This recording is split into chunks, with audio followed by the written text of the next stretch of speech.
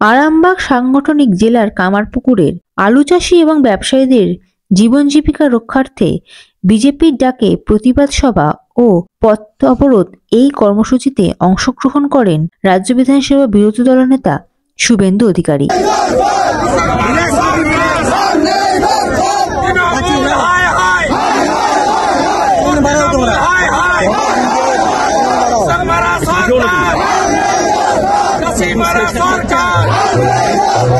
অবিলম্বে আলু চাষিদের উচিত মূল্য দিতে হবে।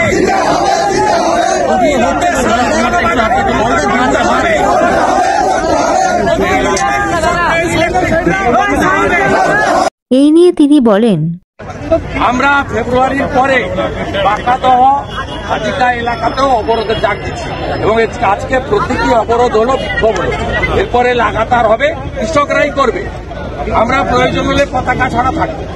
এরপর রাজ্য বিধানসভা বিরোধী দলের নেতা শুভেন্দু অধিকারী সাংবাদিকদের মুখোমুখি হয়ে আরজিকর কাণ্ডে অপরাধী সঞ্জয় রায়ের শাস্তির নির্দেশ নিয়ে বলেন, এবং আমিও একজন মানুষ, যার হুঁশ আছে সেই তো মানুষ। সমাজ পরিবার কেউ খুশি নয়। ভারতীয় ন্যায় সংহিতাতে ক্যাপিটাল পানিশমেন্ট দুভাবে ছিল, আছে একটা মৃত্যুদণ্ড, একটা আজীবন কারাদণ্ড। মহামান্য বিচারপতি তার ক্ষমতার বলে তিনি দিয়েছেন, আমি তার কলম বা তার রায়কে আইনগতভাবে চ্যালেঞ্জ করছি না। পরিবার সিবিআই তদন্তে খুশি নয়, পরিবার সিবিআই তদন্ত। আপনি তো অন্য কথা বলছেন। আজকে তো জাজমেন্ট দিয়েছে বিচারক।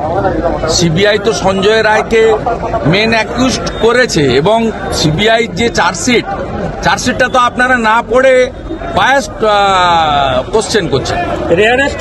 না না, 30টা পয়েন্ট বলেছে সিবিআই, যেটা এটা অমীমাংসিত এবং আংশিক। 30টা পয়েন্ট বলেছে, যাতে আরো অনেকে যুক্ত থাকার সম্ভাবনা সিবিআই ওপেন রেখেছে চার্জশিটে। কিন্তু সিবিআইটা বিষয় নয়, বিষয়টা হচ্ছে বিচারপতির হাতে যে ক্ষমতা ছিল তাতে তিনি ক্যাপিটাল পানিশমেন্ট চার্জ ফ্রেম করেছিলেন শনিবার। তার দুটো জিনিস ছিল, একটা হচ্ছে তিনি তাকে মৃত্যুদণ্ড দিতে পারতেন অথবা যাবজ্জীবন। তিনি যাবজ্জীবন কারাদণ্ড দিয়েছেন, সেটা তার এখতিয়ার, আমি সেটা নিয়ে প্রশ্ন করছি না। আমি বলি সমাজ, জনগণ, পরিবার কেউ এই রায়ে খুশি নয়।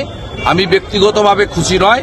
এই রকম যে এদের জীবজন্তুর সঙ্গে তুলনা করা মুশকিল, এসব লোককে ক্ষুধার্ত নেকড়ের সামনে ছেড়ে দেওয়া উচিত। Bureau report, ND Bangla news.